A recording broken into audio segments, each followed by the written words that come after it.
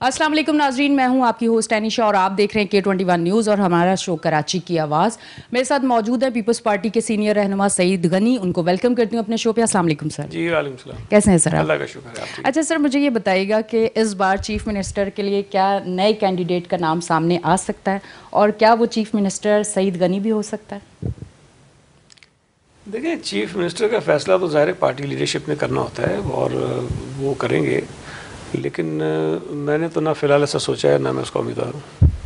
अच्छा सर, मुझे ये बताइएगा आपके हलके में, क्योंकि मैं ख़ुद भी गई हूँ एक बार और एक बड़ी क्रिटिकल सिचुएशन से भी गुजरी हूँ, क्योंकि वहाँ मंशियात खुलेआम और मंशियात फ़रोश और जिस तरह का वहाँ माहौल है, किसी दूसरे एरिए के लोग वहाँ जाते हुए बहुत डरते हैं। तो आप क्या समझते हैं कि इस बार वो ट्रस्ट आप वहाँ के लोगों का किस तरह से लेंगे कि वो आपको ही वोट दें? देखें, अगर आप आज से कुछ बरस पहले चले जाएँ ना, तो शायद वहाँ हालात ज़्यादा ख़राब थे। जिस तरह लियारी में गैंग्स थे, इसी तरह वहाँ भी गैंग्स हुआ करते थे और वहाँ अमन अमान की सूरत हाल बहुत ख़राब थी। लेकिन आज का अगर मवाजना आप करेंगे 6-7 साल 8 साल पुराने हालात से, तो उसमें ज़मीन आसमान का फ़र्क है। इस वक्त कोई गैंग वहाँ पे ऑपरेट नहीं कर रहा। और जहाँ तक मंशियात की बात आपने की, तो पिछले 5-6 बरसों में, मैं तो अब तफसील में बात नहीं, लेकिन अगर पुलिस रिकॉर्ड से चेक करेंगी तो पुलिस ने बहुत कार्रवाइयाँ की हैं। ना सिर्फ ये कि मंशियात फ़रोशों के ख़िलाफ़, बल्कि जो ये गुटखा और ये इस किस्म की चीज़ें थी उनके ख़िलाफ़ भी कार्रवाइयाँ हुई हैं। अब मैं ये तो नहीं कह सकता कि चोरी छुपे जो है वो कहीं कोई चीज़ नहीं हो रही होगी, उसकी तो मैं ज़मानत नहीं दे सकता, लेकिन बाकायदा कहीं पे कोई अड्डा बना के किसी किस्म की इस किस्म की कोई कार्रवाई जो है, कोई काम जो है इस तरह का बिल्कुल नहीं मिलेगा। और ये परसेप्शन बनाने की कोशिश की जाती है हमारे मुखालिफों की जानिब से, लेकिन जो ज़मीनी हक़ाइक़ हैं वो उससे बहुत मुख्तलिफ हैं। हालात इलाके के पहले के मुकाबले में काफ़ी बेहतर है। अब आप जो कह रही है मैं किसी सिचुएशन से गुजरी हूँ, उसका मुझे नहीं पता कि किस किस्म के हालात का आपको सामना करना पड़ा, लेकिन पुलिस से रिकॉर्ड आप चेक कर सकती हैं। वहाँ बहुत ज़्यादा कार्रवाइयाँ हुई हैं, गिरफ्तारियाँ हुई हैं, मुकदमात हुए हैं, FIR कटी हैं, लोगों को सज़ाएँ भी हुई हैं।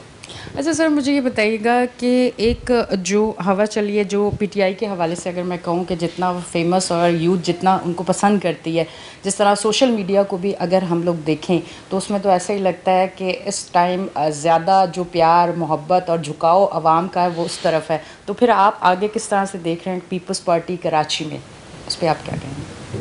देखिए, PTI का वोट बैंक कराची शहर में था और शायद अभी भी है, मैं इससे इनकार नहीं करूँगा, लेकिन अगर किसी के जहन में ये गुमान है कि PTI यहाँ बिल्कुल छाई हुई है और उसकी कोई इतनी लहर है कि वो बिल्कुल झाड़ू फेर देगी, तो ऐसा बिल्कुल गलत है। 2018 में जब PTI को बहुत सारी सहूलतें मुयस्सर थीं जो नहीं होनी चाहिए थी, कराची के इंतखाबात में उनको धांधली करके जितवाया गया, तब भी वो 14 सीटें कराची से जीते थे। उसके बाद 2018 से लेकर 2024 में हम बैठ के बात कर रहे हैं, कराची शहर में कैंटोनमेंट बोर्ड के इलेक्शंस हुए, जहाँ PTI बहुत मजबूत थी, लेकिन PTI हारी और पीपल्स पार्टी नंबर 1 रही। उसके बाद कराची में बल्दियाती इलेक्शन हुए, पाकिस्तान पीपल्स पार्टी नंबर 1 रही। उससे हट के देखें तो कराची के ज़िमनी इलेक्शंस हुए, सूबाई और कौमी की कई सीटों पर पीपल्स पार्टी जो है उसमें कामयाब रही, बल्कि हमने तो एक सीट पर इमरान खान को भी हराया जो PTI की जीती हुई सीट थी। तो पीपल्स पार्टी का कराची में जो इस वक्त ग्राफ है वो काफ़ी ऊँचा है और उसकी वजह यह है कि हमने कराची में बहुत ज़्यादा लोगों की खिदमत की है। मसाइल अब भी हैं, मैं नहीं कहता कि सारे लोग हैं, मसाइल अब भी हैं, लेकिन कराची के लोगों के जो बुनियादी इश्यूज़ हैं, सेहत का मसला, मैं समझता हूँ कि पाकिस्तान के किसी भी शहर में लोगों को मुफ्त सेहत की सहूलतें इतनी बेहतर कहीं मैसर नहीं होगी जो कराची के लोगों को मैसर हैं। यहाँ पर ट्रांसपोर्ट का जो इशू था उसको हमें शायद हल करने में ताख़ीर ज़रूर हुई, लेकिन आज शहर के अंदर अच्छी सरकारी ट्रांसपोर्ट चल रही है, जिसमें लोग बहुत कम किराए पर एयर कंडीशन बसेस के अंदर सफ़र करते हैं। ख़वातीन के लिए अलग से बसेस हैं। इसके अलावा इंफ्रास्ट्रक्चर पर हमने बहुत काम किया, बहुत सड़कें बनी हैं, फ्लाईओवर्स बने हैं, बहुत सारे काम हमने किए हैं। तो कराची के लोग इस बात को महसूस कर रहे हैं कि पीपल्स पार्टी ही बेहतर जमात है जो कराची के लोगों के मसाइल को हल कर सकती है। और दूसरी जो चीज़ है कि हमेशा अगर आप गौर करें 2018 को छोड़ के कराची का जो नतीजा है वो पाकिस्तान की जो नेशनल पॉलिटिक्स होती है उसके बिल्कुल बरखिलाफ़ होता था, कि जो जमात सूबे में या वफाक में होती थी कराची उसके अगेंस्ट होता था। 18 में पहली मरतबा हुआ कि PTI को जितवाया गया, तो वफाकी हुकूमत और चले कराची की नुमाइंदगी एक जमात के पास थी, लेकिन फिर भी सूबाई हुकूमत उसमें से अलग थी। अब ये शायद कराची के लोगों से जो हमारी बात होती है, इवन वो लोग जो पीपल्स पार्टी के बहुत सख्त तनकीद भी करते हैं, उनका भी ये ख्याल है कि ये ज़्यादा बेहतर होगा कि जिस जमात की सूबाई हुकूमत हो कराची एक मरतबा उस जमात के साथ भी जाए। और इंशाअल्लाह ताला इस मरतबा तो वफाकी हुकूमत में पीपल्स पार्टी का बड़ा अहम किरदार होगा। तो कराची के लोगों ने ये एहसास कर लिया, ये समझ लिया है कि मसाइल का हल इसी में है कि हम किसी नेशनल जमात के साथ जाएं, उस जमात के साथ जाएं जो सूबा सिंध के लोगों की खिदमत करना चाहती है। तो PTI का ठीक है वोट वगैरह होगा, लेकिन अगर इंशाअल्लाह ताला मुझे उम्मीद है कि कराची के इंतखाबात साफ़ और शफाफ होंगे, 18 जैसे नहीं होंगे, तो पीपल्स पार्टी कराची की सबसे बड़ी जमात होगी। सर मुझे ये बताइएगा कि रोटी, कपड़ा और मकान, और जिस तरह से अब देखा जाए बेरोज़गारी, और मेरे हाल से सोशल मीडिया आप भी यूज़ करते होंगे और आप देखते होंगे कि 4 बच्चों का बाप सिर्फ बच्चों को की भूख की वजह से उनको खुद अपने हाथों से मार देता है। तो बेरोज़गारी के लिए क्या काम किया गया? देखें, ये जो भुट्टो साहब ने एक स्लोगन दिया था, पाकिस्तान की सियासी तारीख़ में इससे ज़्यादा बेहतर नारा कोई दे नहीं सका। आज भी जितने लोग आते हैं घूम फिर के बात वही करते हैं। पीपल्स पार्टी का ये रिकॉर्ड रहा है कि हमने इस शहर में, इस मुल्क में कभी भी लोगों को मुलाजमतों से निकाला नहीं है। बाकी तमाम जमातें जब आती हैं किसी न किसी बहाने से लोगों को नौकरियों से निकालती हैं। पीपल्स पार्टी का ये रिकॉर्ड रहा है कि हमने हमेशा सरकारी मुलाजमिन की तनख्वाहों में बेपनाह इजाफ़ा किया है। पीपल्स पार्टी का ये रिकॉर्ड रहा है कि हमने जितना मुमकिन हो सकता है जो पब्लिक सेक्टर है उसके अंदर भी कोशिश की कि जितने लोगों को मुलाजमतें फ़राहम की जा सके वो हमने की हैं। इन तीनों चीज़ों पर तो कोई जमात हमारे दूर दूर तक नहीं खड़ी है। ये पीपल्स पार्टी का ये एजाज़ है और ये ख़ासा है हमारा। इतनी बड़ी आबादी है पाकिस्तान की, जो इस वक्त ऑफिशियली 25 करोड़ बताते हैं। 25 करोड़ की आबादी में यकीनन बेरोज़गारी बहुत ज़्यादा है, और जब मईशत की बदहाली होती है तो उसका जो इम्पेक्ट है वो ज़ाहिर पूरे मुल्क पे पड़ता है, लेकिन सबसे ज़्यादा उसका शिकार जो गरीब आदमी होता है। ये जो हालात पैदा होते हैं उससे वो सूरत हाल भी जन्म लेती है जिसका आपने ज़िक्र किया। लेकिन अगर ये सारी चीज़ें इस वक्त मौजूद भी हैं, तब भी मैं ये समझता हूँ कि पाकिस्तान के लोगों को ये देखना चाहिए कि वो कौन सी जमात है जो इस मुल्क के उस निचले पिसे हुए तबके की बात करती है। बिलावल भुट्टो ज़रदारी साहब ने इस वक्त जो 10 नुकात अपने पेश किए हैं, उसको अगर आप गौर करें तो उसमें इन तमाम मसाइल का हल मौजूद है। इस वक्त गरीब लोग बिजली का बिल नहीं दे सकते हैं। वो ये कह रहे हैं कि 300 यूनिट तक की बिजली लोगों को फ्री देने की हमने बात की है, और ज़ाहिर है उसका एक तरीक़ेकार भी है।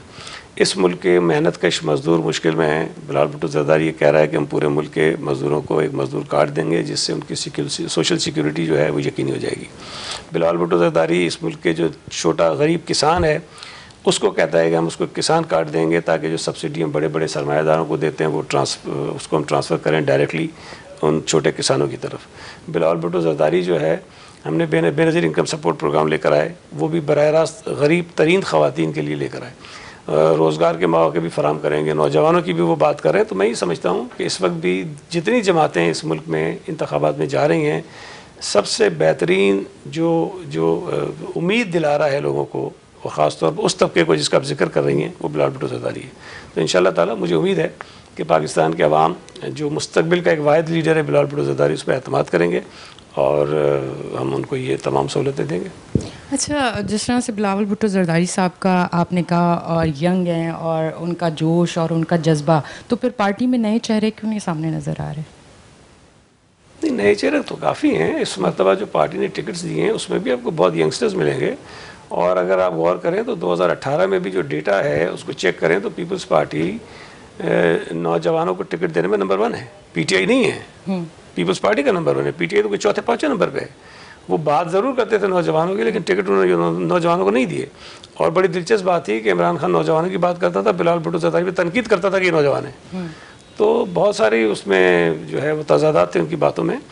आज भी पाकिस्तान पीपल्स पार्टी के बहुत सारे उम्मीदवार हैं जो नए फेसेस हैं, नौजवान हैं। अब अगर आप ये कहें कि जी सारे के सारे जो 25-26 साल के लोग हैं, तो वो तो मुमकिन नहीं है ना। आपको ये देखना चाहिए कि जितनी जमातें इस मुल्क के अंदर इंतखाबात में हैं, किस जमात ने कितने नए लोगों को, नौजवानों को टिकट्स दिए। तो पीपल्स पार्टी जो है वो सबसे आगे है। अच्छा सर, स्ट्रीट क्राइम जिस तरह से कराची में बहुत ज़्यादा बढ़ चुका है, और इस टाइम आम आवाम, चाहे वो मर्द हो या औरत हो या बच्चा हो, अपने घर के बाहर बैठते हुए भी डरता है। मैं सड़क पे जाने की बात नहीं करी, अपने घर से बाहर जो एक हमारा ट्रेंड बना हुआ है कि शाम के टाइम आप अपने एरिए के लोगों के साथ बाहर बैठ के गुफ्तगू हाल अहवाल लें, तो अब वो चीज़ें भी ख़त्म हो चुकी हैं। तो इस तरह से जो चीज़ें हैं, इनको रोकथाम के लिए क्या काम किया गया और आगे क्या काम करने वाला है? देखिए, एक चीज़ ध्यान में रखिएगा कि जितने दुनिया के बड़े शहर हैं उनके मसाइल भी उतने ही बड़े हैं। हम तो बहुत ही इस वक्त शायद तरक्की पजीर मुल्कों में भी शायद हम नहीं आते होंगे, उससे भी नीचे होंगे, लेकिन जो तरक्की याफ्ता ममालिक हैं उनके भी बड़े शहरों में इस किस्म के क्राइम्स होते हैं, जहाँ पर CCTV कैमरास के इतना बड़ा नेटवर्क है कि शायद कोई 1 इंच भी कोई इधर उधर हो जाए तो वो भी इस कैमरे के अंदर कहीं पकड़ी जाती है। वहाँ से बड़ी बड़ी गाड़ियाँ गायब हो जाती हैं और मिलती भी नहीं हैं। लंदन में ये बहुत सारी चीज़ें होती हैं, अमेरिका के बड़े शहरों में चीज़ें होती हैं। तो मैं जस्टिफाई नहीं कर रहा कि यहाँ भी होनी चाहिए, लेकिन ये कि ये मसला तमाम दुनिया के बड़े शहरों का है। पर सर मैं एक चीज़ यहाँ पे ज़रूर क्लियर करना चाहूँगी कि हमारी आवाम का ये कहना है, क्योंकि जो मेरा शो है कराची की आवाज़ में जो सवाल कर रही हूँ ये उन लोगों के सवाल हैं, ये मेरे सवाल नहीं है। उनका कहना है कि हम टैक्स पे करते हैं, हमें रिटर्न में क्या मिलता है? टूटी हुई सड़कें, टूटी हुई गलियाँ, सीवरेज का निज़ाम ख़राब, गैस नहीं, पानी नहीं, बिजली नहीं, अमन नहीं। एक मेरी बात सुना, पहले तो जो सवाल आपने किया था मैं ज़रा उस पर आ जाऊँ। देखें, लॉ एंड ऑर्डर ठीक करना हुकूमत की ज़िम्मेदारी है, बिल्कुल इससे कोई इनकार नहीं है। और मैं ये समझता हूँ कि हमारी जो पुलिस है या लॉ इन्फोर्समेंट एजेंसीज़ हैं उनको इस पर ज़्यादा काम करने की ज़रूरत है।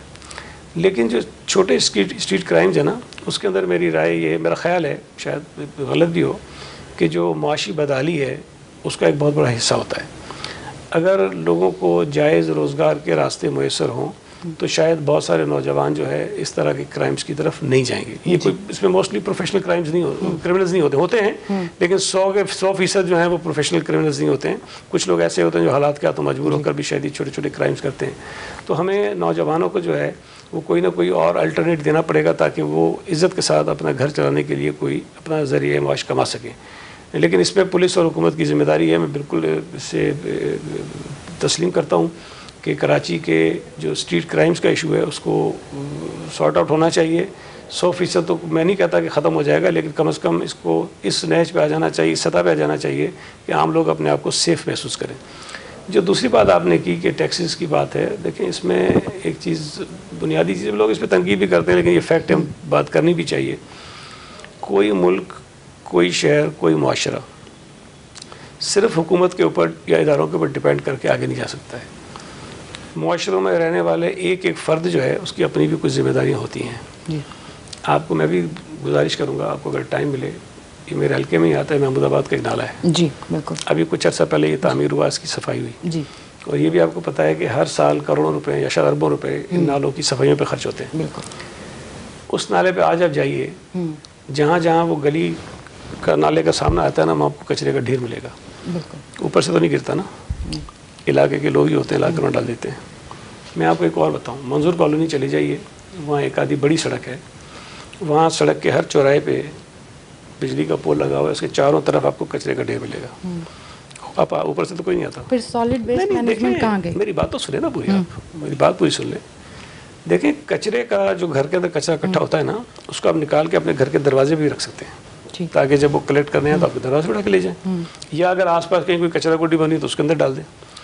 अब अगर आप मेन चौराहे पे जाके मेन रोड पे डालेंगे तो वो देखने में बुरा लगता है, फिर आप ही के चैनल के लोग जाते हैं और बताते हैं कि देखें कितना कचरा है। वो कचरा खुद से नहीं आता कहीं से, कोई ना कोई वहीं के रहने वाले लोग हैं जो जाके वहाँ डालते हैं। मैं ये नहीं कहता कि कचरा कहीं ना कहीं फेंकना नहीं चाहिए, लेकिन उसको बेहतर तरीके से भी डिस्पोज ऑफ किया जा सकता है, कि बेहतर जगह पे भी रखा जा सकता है जहाँ से ये जो सॉलिड वेस्ट वाले आके उठा के ले उठाते हैं। ऐसा नहीं उठाते हैं, लेकिन वो 24 घंटे तो नहीं उठा रहे होते ना, उनका एक साइकिल होता है। वो एक दिन सुबह आएंगे, फिर अगले दिन सुबह आएंगे, लेकिन जब एक दिन सुबह उठा के जाते हैं साफ होता है, उसी दिन शाम को जाएँ तो वो कचरे का ढेर बना हुआ होता है। तो यहाँ हर शख्स को कहीं ना कहीं थोड़ी सी एहसास जिम्मेदारी का मुजाहरा करना चाहिए, और जहाँ उनके करने का काम है ना वो करें। फिर उसके बाद अगर इदारे काम नहीं करते हैं तो उस पर तनकीद भी होनी चाहिए, हुकूमतें काम नहीं करते हैं उन पर तनकीद भी होनी चाहिए। हम दीवारों पे खुद जाके बहुत सारी चीज़ें लिख देते हैं, हमारे ब्रिजेस के ऊपर से सरिये निकाल के ले जाते हैं, कोई और तो नहीं आता, हमारे शहर के लोग होते हैं ना, निकाल के ले जाते हैं। सीवरेज की लाइनें हमारे यहाँ कुछ सियासी मुखालिफिन खुद बंद कर देते हैं और फिर वो गंदगी हो जाती है। तो ये कुछ इश्यूज़ ऐसे हैं जिसमें मैं ये कहता हूँ कि इंसान को खुद भी जिम्मेदारी का मुजाहरा करना चाहिए। देखिए, ये कमरा है ना, इसकी जिम्मेदारी मेरी है। मैं देखता हूँ अगर थोड़ी सी मट्टी होती है बुलाता हूँ, साफ कराता हूँ, मैं करता हूँ। मैं इस गेट से बाहर निकल के जो सड़क है उसको अपने इस कमरे का हिस्सा भी नहीं बनाता हूँ, क्यों नहीं समझता हूँ कि ये भी मेरे घर का हिस्सा है। अगर मैं अपने घर की दीवार पे किसी को निशानी लगाने देता तो शायद ये काम मैं बाहर भी कर सकता हूँ कि मेरे बाहर की दीवार भी कोई ना करे।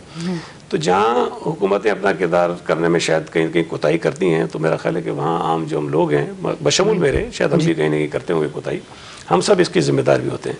तो ये जो सवाल शहरियों का है ये बिल्कुल जायज़ होगा, लेकिन मेरा ख्याल है कि कहीं कहीं सवाल ये भी बनता है कि ये जो लोग कचरा रोड पे फेंक देते हैं, मैंने खुद में मिनिस्टर था इसका लोकल गवर्नमेंट का, तो उन दिनों कचरे का बड़ा शोर था।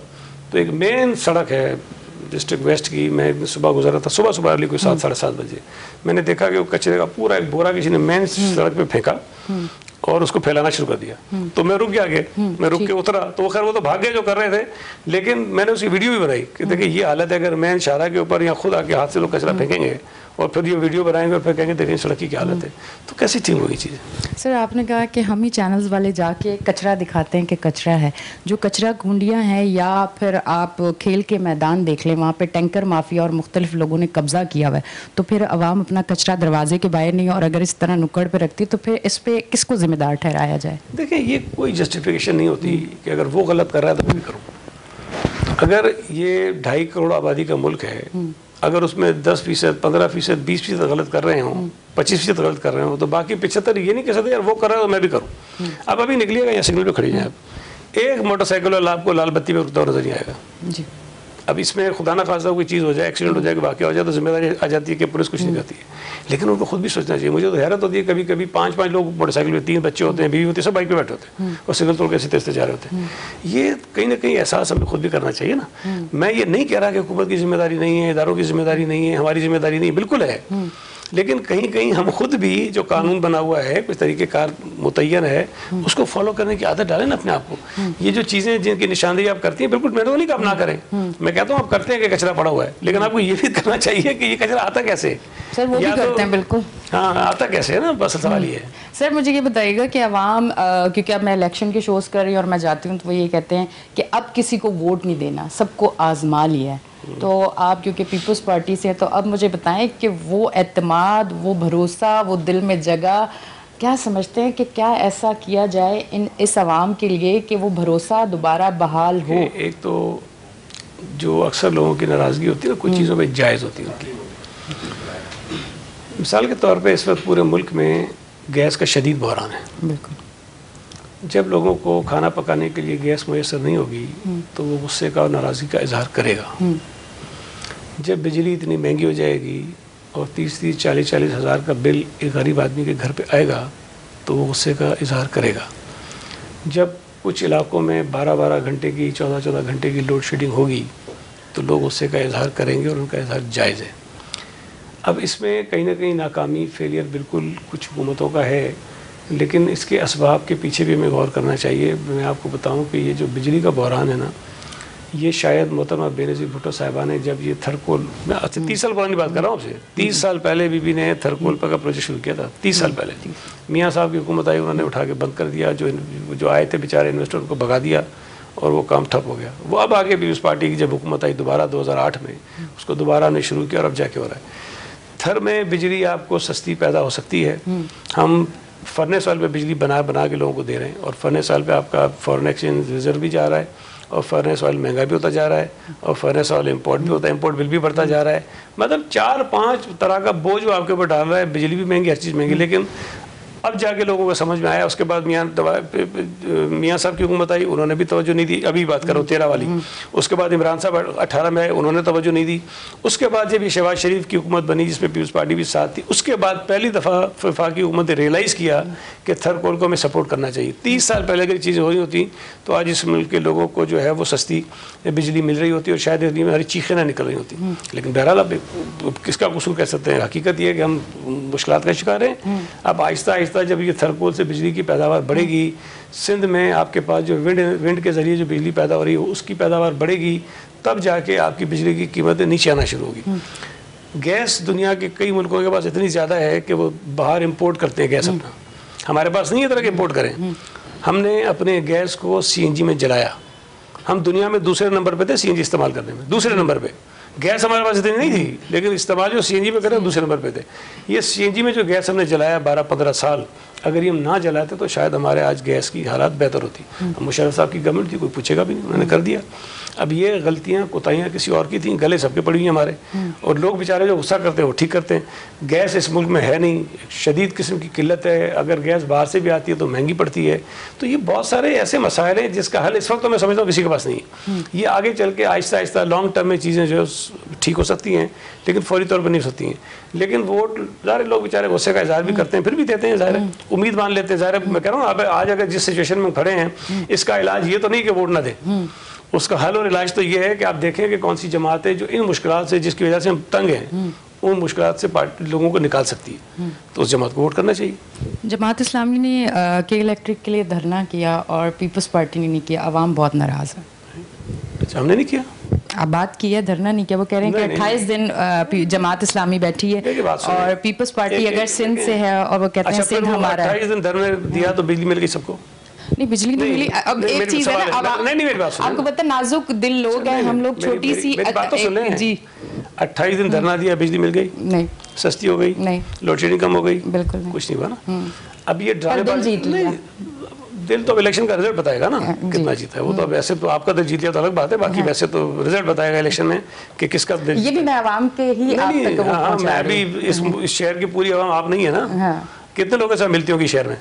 पर मैं उन लोगों से 2.5 करोड़ लोगों का शहर है, बिल्कुल आप मिलती होगी, लेकिन ये कि बहुत बड़ा शहर है।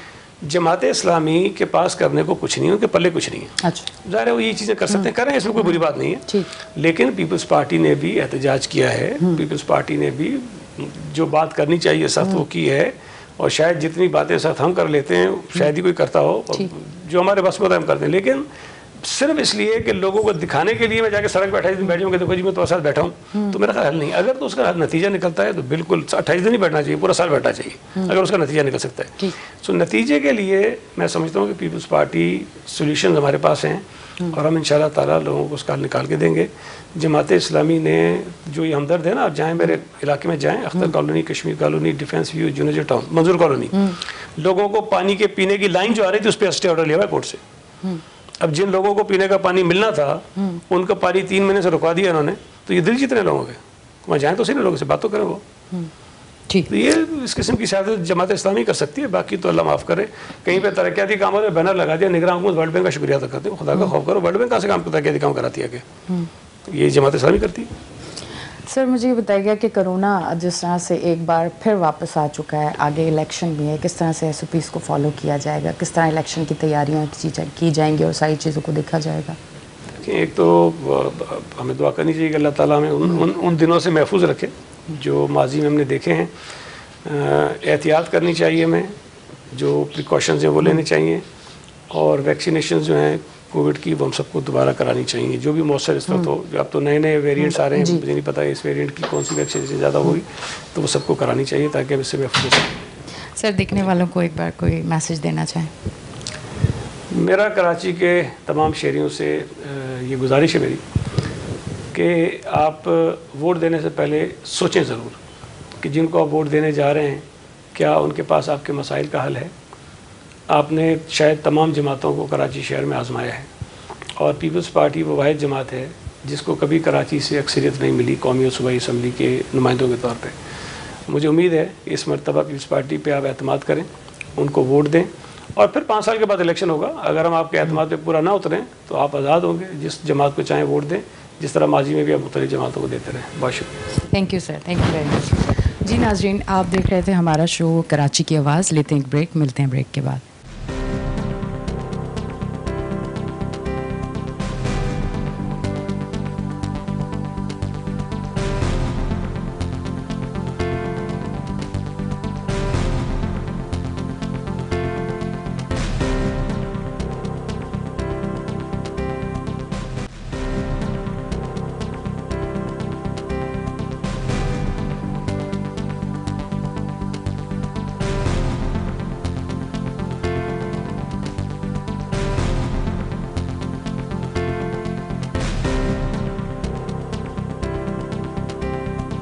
वेलकम बैक जी नाज़रीन, हम ब्रेक से वापस आ चुके हैं और आप देख रहे हैं हमारा शो कराची की आवाज़। और सईद गनी के हलके में हम आ चुके हैं और वहाँ के जो रिहाइश पजीर लोग हैं ज़रा उनकी जानिब जाते हैं और उनसे बात करते हैं। अस्सलाम वालेकुम। सलाम। अच्छा, मुझे बताइएगा कि तमाम तर सूरत हाल यहाँ की कैसी रही है, क्या फैसिलिटीज़ आपको मिली? सईद गनी साहब से भी हमने बात की, अब आपका क्या कहना है? भाई उन लोगों को चाहिए, महमूदाबाद के पानी गंदे आते हैं, पानी आता नहीं, और क्या नाम है, पहले गंदा पानी आता है, 2 घंटे तक वो खोल के रखो, उसके बाद साफ़ पानी आता है। और वो गंदगी हम कब पी रहे हैं तो जरासीम गंदे जा रहे हैं ना अंदर, बीमारियाँ वो पैदा हो रही हैं दबा के। अच्छा, मंशियात के हवाले से कहते हैं कि चनेसर गोट में बड़े मंशियात फरोश और खुलेआम मंशियात बिकती है, इस पे क्या कहेंगे आप? इसका मेरे इल्म में नहीं है सही, क्योंकि मैं रहता हूँ यहाँ 5.5 नंबर पे महमूदाबाद में, वहाँ से मेरा ताल्लुक नहीं है, इसलिए मेरे इल्म में नहीं है। ठीक है जी, बहुत बहुत शुक्रिया। अच्छा जी नाजरीन, थोड़ा सा आगे चलते हैं और लोगों से हम बात करते हैं। जिस तरह से आपको पता है कि इलेक्शन की जो तैयारियां हैं वो रवां दवां हैं और अपने हलकों से उम्मीदवार जो हैं वो खड़े हुए हैं और सड़कों पे मैं निकल आई हूँ और लोगों से मैं बात कर रही हूँ और मैं इस तरफ आती हूँ, उनसे बात करती हूँ। अस्सलाम वालेकुम। वालेकुम अस्सलाम। कैसे हैं आप? अल्लाह का शुक्र है। अच्छा, मुझे बताइए, सईद गनी साहब का ये हल्का है, अब मुझे बताइएगा कि किस तरह की यहाँ की सूरत हाल है। सूरत हाल तो खैर मुझे नज़र आ गई, ये कचरा, अब बाकी आप बताएंगे क्योंकि यहाँ के रिहाइश पजीर का इलाका जो है चनेसर गोट से शुरू होता है और उससे आगे से होता है। वो चनेसर गोट का जो इलाका है वो देखिए आप जाके, ऐसा बुरी तरह रोड टूटा हुआ है, वहाँ आने का रास्ता सही तरह से नहीं है। इसके अलावा भी बहुत सी जगह रोडों का बेड़ा गर्क हुआ है, मतलब ऐसा अजीब वो हिसाब किताब है जो मतलब सही नहीं है। इनको टुकड़े वगैरह जो ये फटे हुए हैं, टूटे हुए हैं, ये लगाने चाहिए, करने चाहिए, और थोड़ा ख्याल करना चाहिए। इधर आगे ये 3 नंबर पर पानी जो है वो गटर में उसमें से निकलता है पानी, मीठा पानी जो वो रोड पर आता है, अभी भी पड़ा होगा, वो भी देखें आप। तो मतलब ये सब मामला तो ऐसे हैं कि ये मतलब तसल्ली बख्श नहीं है। अच्छा, अब इस हल्के से दोबारा सईद गनी जो है वो, अब आप क्या समझते हैं कि आपका वोट किसको जाएगा ये तमाम तर सूरत हाल देखने के बाद? नहीं, हम तो इंशाल्लाह ताला सईद गनी को ही देते हैं। अच्छा। और उन्हीं को देंगे, और मगर ये कि काम तो कराएं यहाँ पर। देखिए बहुत सी गलियाँ ऐसी हैं जो बिल्कुल टूटी फूटी पड़ी हैं, तो ये मतलब पानी खड़ा हो जाता है, रुक जाता है बारिश का, तो ये मतलब काम जो है ना हो जाना चाहिए, होना चाहिए।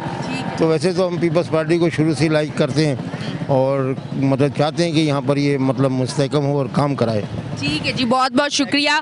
नाजरीन, थोड़ा सा आगे जाते हैं, मेरे पीछे देखें ये कचरे का ढेर है, ये सूरत हाल है और मैं इस तरफ आती हूँ। मुझे बताइएगा वोट किसको वोट दे रहे हैं? कौन से वोट? अभी इलेक्शन होने वाले हैं ना, किसको वोट देंगे? यही हम लोग देते, बेनज़ीर को देते हैं। पीपल्स पार्टी को देंगे? वजूहत क्या है पीपल्स पार्टी को वोट देने की, अगर बताना चाहें तो?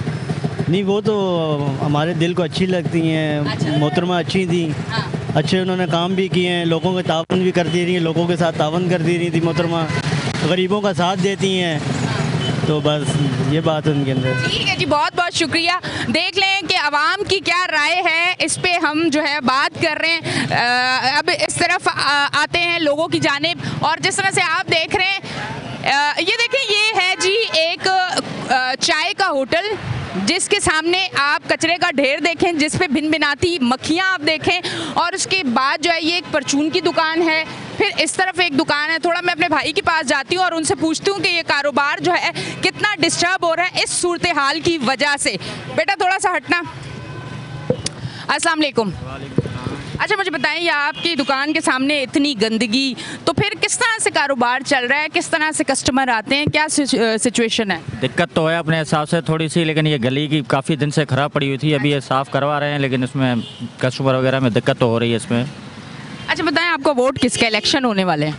वोट तो अभी देखते हैं। अरे फिर भी एक बता दें, कोई मसला नहीं है, एक होता है ना कि भाई वोट देखते हैं, अभी कोई भी देखते हैं। जो सोचा हुआ है, वैसे सोचा हुआ कुछ भी नहीं, अभी वोट उसको देंगे जो काम कर रहा है। बिल्कुल, बंदा तो यही है। अवाम में इतना शऊर आ चुका है कि अब उन लोगों को वोट देना है जो काम करते हैं, या वो जो बाप दादा ने जो कह दिया कि इस पार्टी को वोट देना है, भाई इसी को देते रहना है। आजकल ये तो नहीं, हर बंदा समझदार हो गया है, अपना समझता है, अच्छे भले का समझता है, अभी हर किसी अपनी सोच है। बिल्कुल। 8 फरवरी को फिर आप निकल रहे हैं वोट के लिए? बिल्कुल निकलना पड़ेगा। अच्छा जी, ये तमाम तर सूरत हाल है। अवाम की जो राय है वो हम आपके सामने रख रहे हैं कि अवाम की क्या राय है और अवाम क्या चाहती है। और 8 फरवरी को अवाम का जमे गफ़ीर निकलेगा और वोट किसको देगा वो भी हम आपको कराची की आवाज़ में दिखा रहे हैं। हमारे बुजुर्ग बैठे हुए हैं, मैं इनके पास जाऊंगी। अस्सलाम वालेकुम। जी वालेकुम सलाम। मुझे बताइएगा वोट किसका है? मेरी तो उम्र देखेगी तो वोट दे देगी, ये उम्र चला गई है, सारी खत्म हो गई है। अच्छा। कोई आज तक कोई किसी का दोस्त बना ही नहीं है, मैं मेरे से पूछे ही तो तब ना हिंदुस्तान पाकिस्तान मैंने खुद बनाया। 15 साल मेरी उम्र थी। मेरा गाँव है बॉर्डर के ऊपर। ये मैंने ली थी 6 लाख की जगह में कोयत में 20 साल गुजार के आया। जिनाब में 11 साल की नौकरी किया है। 60 रुपये मिलते थे। दारो खिलाफा यहाँ मेट्रोपोल होटल की बैक साइड पे था। लियाकत अली और कायदे आज़म सलामी यहाँ थी। आप मेरे से पूछ लिया और क्या पूछिए। अब मैं वोट किसको दूंगा? आपको दे दूंगा, आप ले जाना। क्या बात है, शुक्रिया। घर मेरा है। आप जब कहेंगे वोट दे देंगे, किसको देंगे वोट? वोट उसको दे जो आपको लगता है कि अब आपका सही नहीं है। हमें आज सुबह से गैस है, एक तो गैस की इतनी नसीबत हो गई है। गैस सारे घर रो रहे हैं, गैस नहीं बंद कर दी गैस लोगों ने। हैं किसको याद करे थे, किसको रहा रहे? मजाक नहीं है। मैं पंजाब के रहने वाला, मेरा जिला गुरदासपुर है, अमृतसर। हाँ ठीक है जी, बहुत बहुत शुक्रिया जी। नाजरीन, थोड़ा सा हम अब आगे चलते हैं। ये अजीब फल हैं जो सेहत के लिए बहुत अच्छे होते हैं और ये वो है जो फल फरोश हैं। इनसे बात करते हैं, कारोबार कर रहे हैं छोटा मोटा अपना। अस्सलाम वालेकुम। वालेकुम अस्सलाम। आगे बेहतरी नज़र आ रही है? बेहतरी तो नज़र नहीं आ रही है। मुल्क के हालात ऐसे हो गए, महंगाई हो गई है।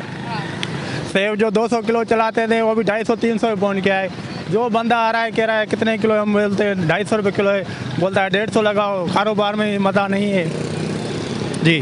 ठीक है जी नाजरीन, अब आगे चलते हैं और आगे बात करते हैं। अस्सलाम वालेकुम। वालेकुम अस्सलाम। वोट किसका? वोट तो हमारा, हम गिलगित से इधर आए हैं। इधर मेरा घर है, बेटा है, वो उसका वोट जो है इधर किसी कौमी मोमेंट का देते हैं। अच्छा मुझे बताएं, कराची आप आए हैं गिलगित से, कराची आपको कैसा लगा? कराची तो अच्छा है, बाहर यहाँ जो है अब हवा भी ठीक है, गंदगी से बहुत तंग आए हैं। गंदगी बहुत है, जगह जगह ढेर लगी हुई है गंदगी, जहाँ से गुजरो वहाँ बदबू है। जी हाँ। तो बाकी कराची का जो है, हम जो सर्दियों के लिए हम इधर आ रहे हैं, मौसम की वजह से गिलगित में थोड़ा सा ज़्यादा सर्दी लग रही है, इस वजह से हम फैमिली लेकर इधर अपना घर बनाया है, इधर अपना रखे हुए हैं।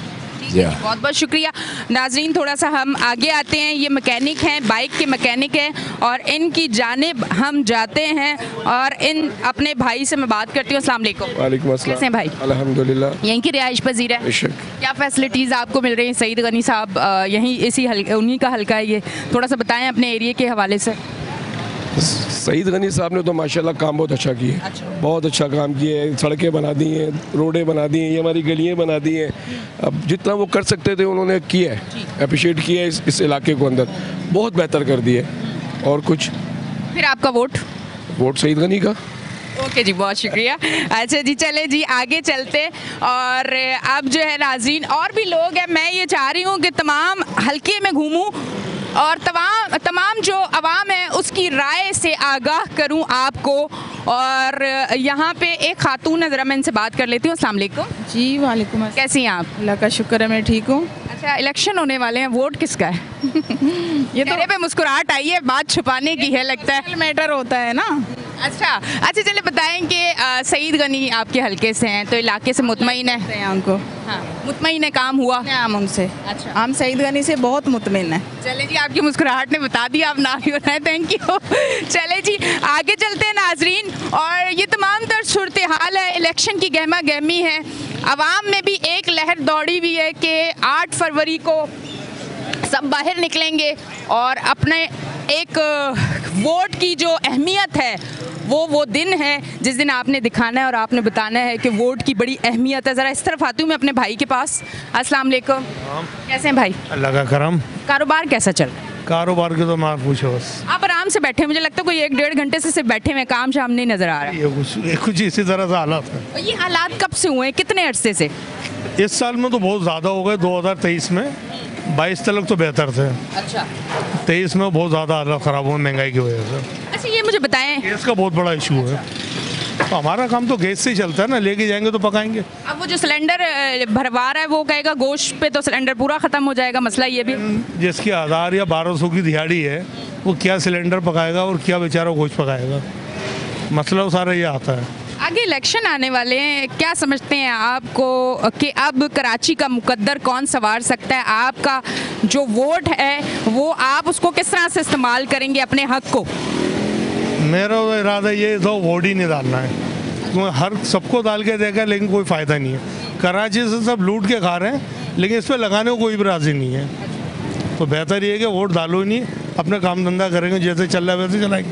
ठीक है जी नाजरीन, ये तमाम तर सूरत हाल है जिसको आप देख रहे हैं। ये आवाम की राय जिससे हम आपको आगाह कर रहे हैं। इलेक्शन से पहले इलेक्शन की तैयारियां, आवाम क्या सोचती है, क्या समझती है और इलेक्शन में आवाम अपने वोट का इस्तेमाल किस तरह से करेगी, गहमा गहमी है।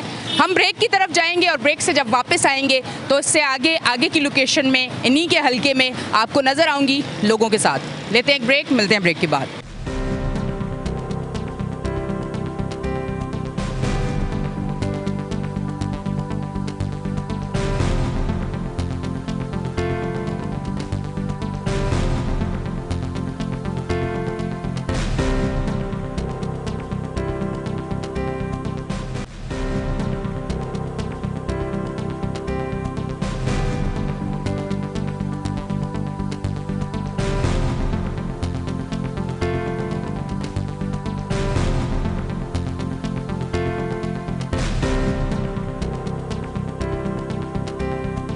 वेलकम बैक जी नाजरीन, हम ब्रेक से वापस आ चुके हैं और आप देख रहे हैं हमारा शो कराची की आवाज़। और मैं महमूदाबाद के उस नाले पे खड़ी हुई हूँ इस टाइम पे जो आपको नज़र आ रहा है, जिस पे हमारी बात भी हुई है इंटरव्यू में सईद गनी साहब से और उन्होंने यही कहा कि नाले में जो है अब जिस तरह से आवाम को भी अपने तौर पर थोड़ा सा तरीका सलीका दिखाना चाहिए। जैसे ही मैं यहाँ आई, ऑन रिकॉर्ड नहीं था उस टाइम, रिकॉर्डिंग मेरी स्टार्ट नहीं हुई थी, तो वो जो खिड़की है वहाँ से कचरा इधर फेंका गया नाले में। और अगर आप नाले की तरफ देखें तो नाला कचरे से भरा हुआ है। पर कहने का मकसद ये है कि ये सारी चीज़ें होने के बाद ये नहीं होना चाहिए कि हुकूमत अपनी जिम्मेदारियों से पीछे हट जाए। बात यह है कि हम कोई पार्क, कोई सड़क और कोई गली बनाते हैं या नाले की सफाई करते हैं तो उसके बाद चेक एंड बैलेंस भी होना चाहिए, उसको प्रॉपर तरीके से लेके चलना चाहिए ताकि वो एक लॉन्ग टाइम चले। अच्छा, अब हम यहाँ मौजूद हैं और यहाँ आ चुके हैं। अब जिस तरह आपको पता है कि इलेक्शन आने वाले हैं और इलेक्शन की तैयारियाँ चल रही हैं, जो यहाँ पे लोग हैं अब हम उनसे बात करेंगे, उनकी राय जानेंगे कि इस इलेक्शन में उनका वोट किसको जाएगा, वो कितना मुतमईन है और किस पार्टी से मुतमईन है, वो वोट किसको देंगे। ये तमाम तर सूरत हाल पे हम बात करेंगे। अस्सलाम वालेकुम। वालेकुम। कैसे हैं आप? अल्लाह का शुक्र है। यहाँ के रिहाइश पजीर हैं? जी आइएगा। अच्छा, मुझे बताइएगा कि सबसे पहले तो इस नाले के हवाले से अगर पूछा जाए, कचरे से भरा पड़ा हुआ है और अगर ये नाला बंद होता है, फिर बारिश होती है, तमाम तर सूरत हाल इलाके के लिए ख़राब होती है, तो आप ये नहीं समझते कि हमें अपने तौर पे भी चीज़ों को देखना चाहिए? जिस तरह खिड़कियों से कचरा फेंका जा रहा है, बाद में मुश्किलात किसको होगी? हमें। पहले तो ये था ना कि यहाँ पर कचरा कुंडी बनाई हुई थी, तो इन्होंने, अब ये है कि कचरा कुंडी जब बनी है तो उसके बावजूद लोग कचरा बाहर फेंक रहे थे।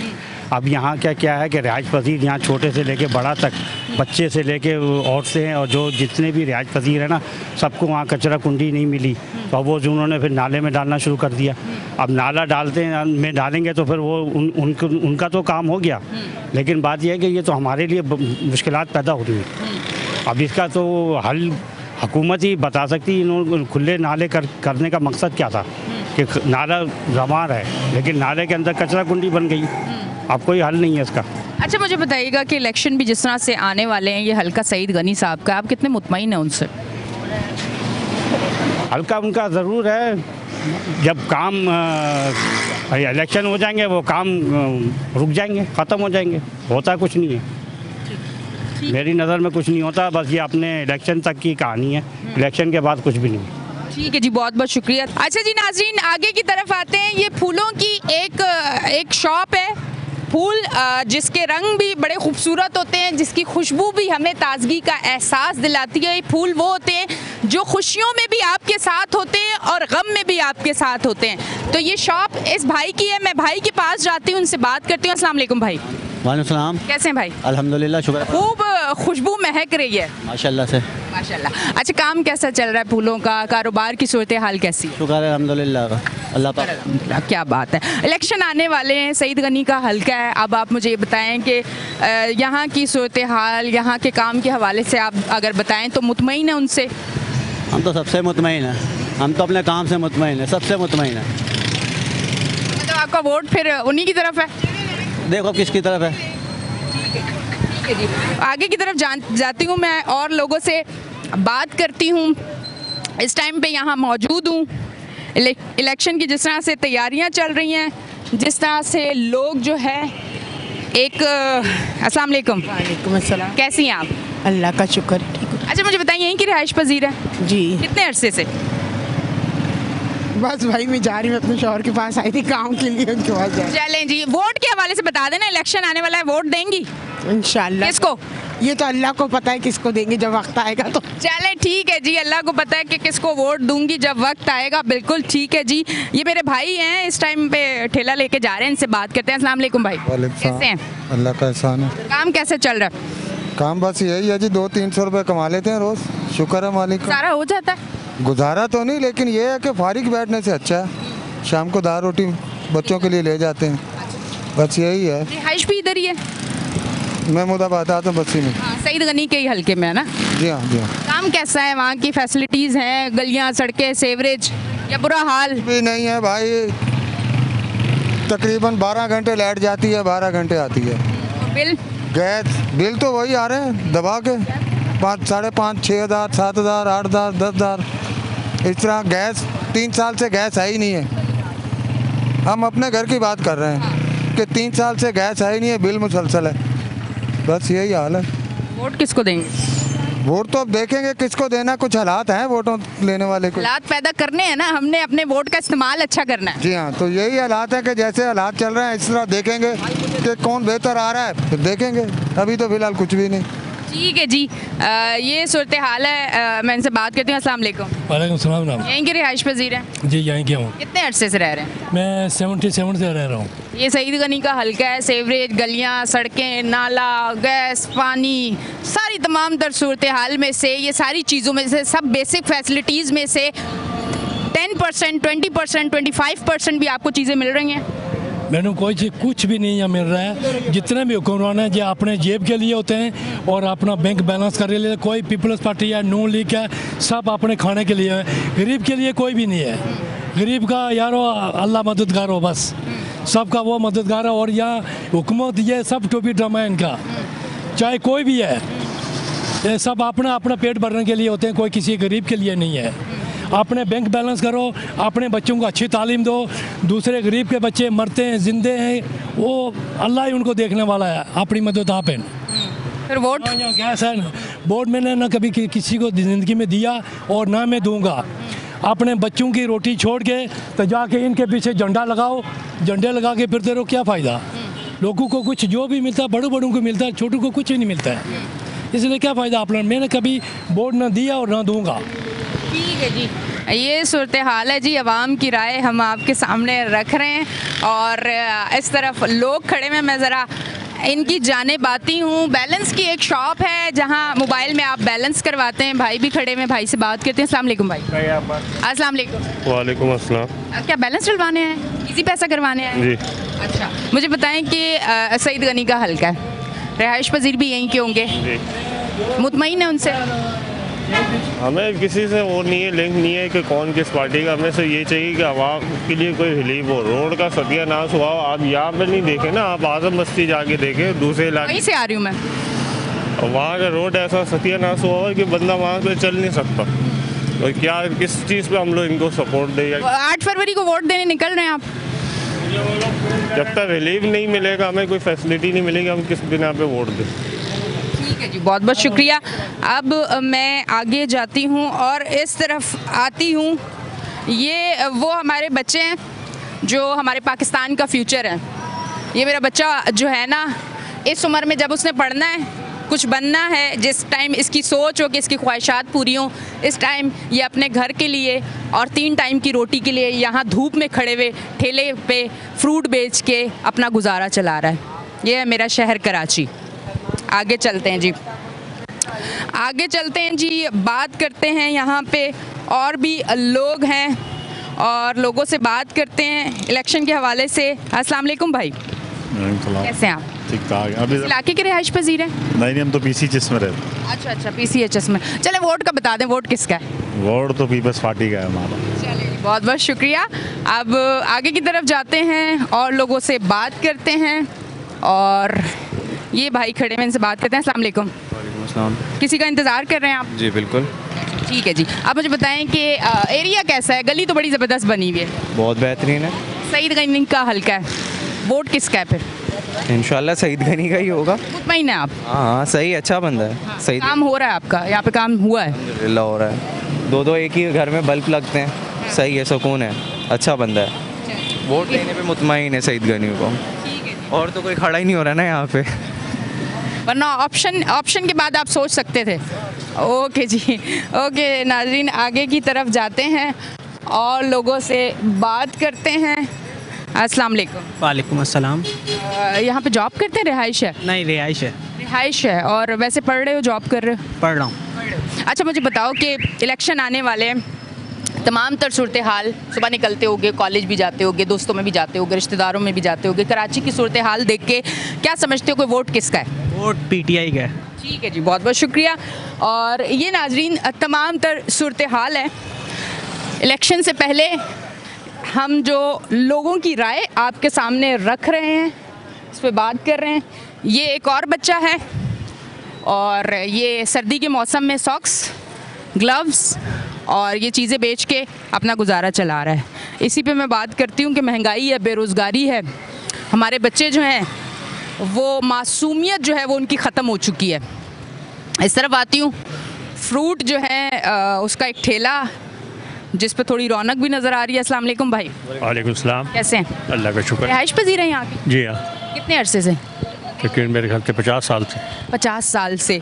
मुतमईन है, यहाँ पे काम हो रहा है, सईद गनी का हल्का है, और फिर अब वोट किसका है? सही है, हमारे यहाँ काम जो भी हैं सही अच्छे हो रहे हैं, कोई मसला कोई परेशानी नहीं है यहाँ पे। तो फिर वोट आने पे वक्त बताएगा। ठीक है जी, वक्त आने पे बताएगा। ये भाई हैं, रिक्शे वाले हैं, सारा दिन ये निकलते हैं और अपना कारोबार, अपने फैमिली के लिए मेहनत करते हैं। अस्सलाम वालेकुम। वालेकुम। भाई काम कैसा चल रहा है? काम बस ऐसे बहुत मुश्किल चल रहा है। गुजारा मुश्किल हो गया? मुश्किल हो गया गुजारा, जो है ना, अभी स्कूल के छुट्टियां हो गई, वो भी मतलब है शाम को झाड़ी मुश्किल निकल रही है, मकान भी किराए की परेशानी बहुत है। इलेक्शन आने वाले हैं, क्या समझते हैं किसको वोट देंगे? इलेक्शन आने वाले हैं तो इंशाल्लाह तीर को वोट देंगे। इंशाल्लाह जो है ना बेहतरी हो जाएगी। ज़रा 5 साल के लिए हुकूमत कोई बैठेगी तो मसला हल होगा। ठीक है जी नाजरीन, ये तमाम तर सूरत हाल है और आपने आज का हमारा शो देखा, कराची की आवाज़। सईद गनी साहब से भी हमने इंटरव्यू लिया, हम उनके हलके में भी आए, आवाम की राय भी आपके सामने रखी। आगे इलेक्शन आने वाले हैं, देखते हैं कि ऊंट किस करवट बैठता है। आपको रोज़ शो में कराची की आवाज़ में मैं दिखाती हूँ कि क्या अपडेट है इलेक्शन के हवाले से, आवाम की क्या राय है वो आपको हम दिखाते हैं। यकीनन आज का शो भी आपको पसंद आया होगा। अपनी होस्ट रैनी शाह को दें इजाज़त, फिर मिलेंगे। अल्लाह हाफिज़।